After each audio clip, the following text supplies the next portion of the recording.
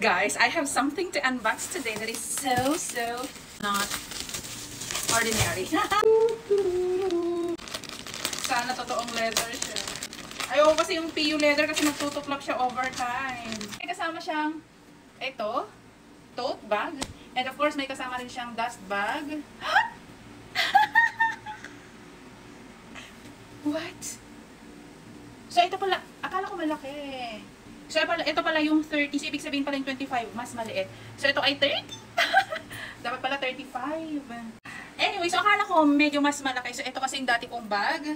Naliliitan ako dito, guys. Kasi nga, ang dami kong mga, as a mom, diba? Ang dami kong gustong ilagay. Kaya, dito ako sa 30. Kasi may mga sizes ito. May 20, parang gano'n, 25, 30, 35 hanggang 40.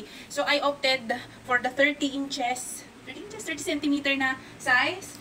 Akala ko malaki. Pero parang nalilitan pa rin ako. Gusto ko sana let's just open anyway. So 30 talaga medium size yung nakuha ko. Pero medyo nalilitan ako, guys. Gusto ko sana medyo mas malaki. Dapat pala yung 35 ang kinuha ko. Kasi ito pang lady lang to. Hindi siya pang mommy bag. Pero okay, naikakasya ko lahat ng gusto ko kasi mas malapad pa. Pero okay. Amoy leather siya, guys. Tingnan mo naman yan. Oh. Diba? So now let's open it. Tanggalin na natin to. Wala nang bawian. Ito na talaga. Uy! Grabe, alam mo ba yung stitching niya, guys? Napakapulido, as in. Amoy leather siya. Amoy leather siya.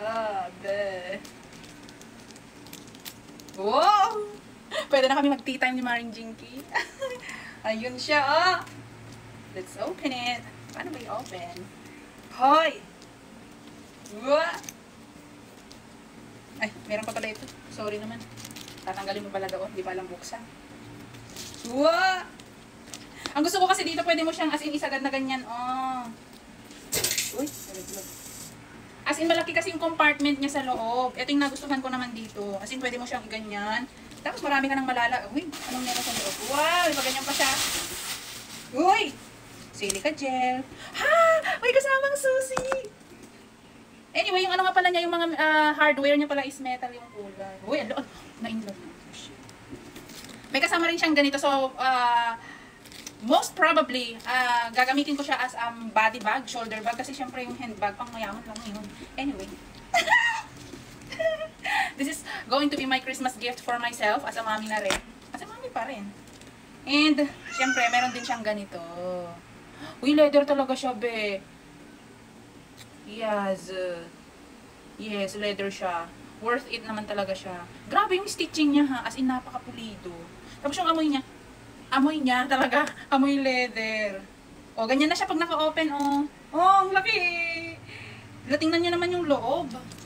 Tingnan niyo naman yung loob, guys. Grabe, ang ganda. Grabe. As in, yung tahi niya talaga, ha.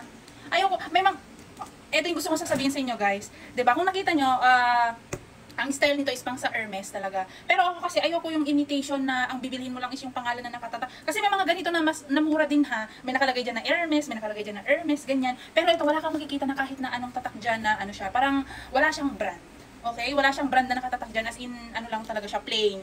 Kasi, they are very, ang tawag nito, parang, may tiwala sila sa kanilang product kahit hindi na nilalagyan ng kahit na anong brand pa dyan. May bibili at may bibili. It's because of the quality. Yes, quality pong binibili natin dito, hindi yung pangalan. May mabibili kayong ganito na mura lang, nasa mga 500 plus lang. Pero may nakalagay dyan na Hermes everywhere. So, ang binibili mo doon, yung pangalan, pero yung quality, wala. So, eto, ang binibili mo dito, quality, not the name. Okay? So, yun na gusto. Grabe, ito talaga yung gusto ko, yung wide opening. Ito kasing bag ko na dati. Itong bag ko na dati, tingnan mo naman. Diba? Kahit pag may naglagay ako ng isang wallet, yung long wallet ko na leather din. Pag yun yung nilagay ko, hindi ko na makuha yung ibang gamit kasi nga ang liit ng opening niya, oh. Halos magkasinlaki lang din sila, ha. So, ang brand nga pala nito is Ecosana. Ayan. Magkasinlaki lang sila, guys. Pero yun nga lang yung opening nito, hindi ko nagugustuhan. Tapos, hindi siya tumatayo mag-isa. Alam mo, ayan, oh. Ayoko na. Oh. Diba? Nakakaano siya kasi nayuyup.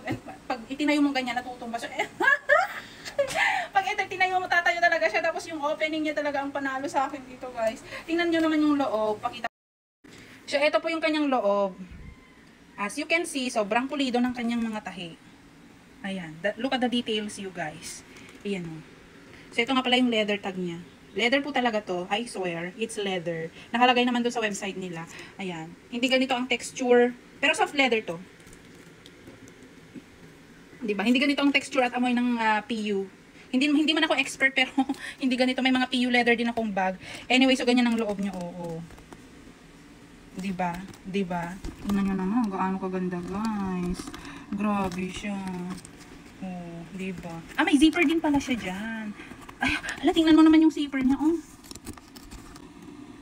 Diba? Uy, ang smooth kapag inopen. Yun lang medyo hassle dito kasi igaganyan mo pa siya, tapos makakapagkalag. But it's okay, I don't mind. Diba? Oh! Uy, grabe, pwede na ako ulit pag-tea time kay Maring Jinky. Grabe siya. Ang ganda-ganda talaga. I'm a fan of leather talaga, guys. Anyway, lalagyan na natin itong kanyang ganito. So, tanggalin na natin itong kanyang leather tag. Yeah, I know, it's a leather. Anyway, so yan, dyan pala nakalagay yung susi niya. I knew it. Oh. Ah, okay. Tapos ito yung susi. So, ang ganda din ng kanyang lock. Buti naman nakala ko kasi sa picture parang silver yung hardware niya.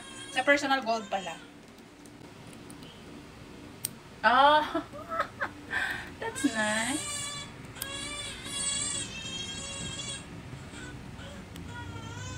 Oh, gumagana talaga siya, guys. Ah, shit! Medyo matagal pala to, guys, kasi from China pa siya. Yung leather kong wallet, China din yun. So, don't underestimate China, guys. Kung yung mga Prada ay kung gusto nyo bumili talaga ng mga legit, meron din talaga. Pricing, nga lang. Grabe siya. Ginalingan masyado. I was wondering kasi konti lang yung sales nila kasi hindi sila nag-a-advertise.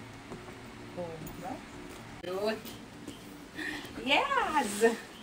Eh, most probably, guys, ganito ko siya isusuot kasi syempre, hindi naman tayo mayaman para mag-handbag-handbagan. At hindi naman ako fashionista. I'm just a mom. Okay? Mami lang ako. Pero pwede na rin ganon. Makakalain nila mayaman ako. Ano ba yan? Gusto ko lang naman ng quality na bag.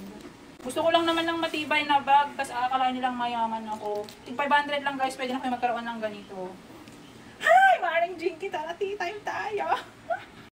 Kunin ko na rin yung twilly kasi maganda. Siyempre, tatanggalin ko na rin to. So, ayun na, guys, without the plastics and everything. Natanggal ko na.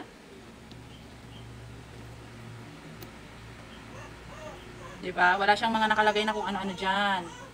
Na mga brand name or yung mga brand na binibili natin. Wala siyang nakalagay dyan. Ito yung gusto ko. Kahit wala siyang pangalan, basta matibay.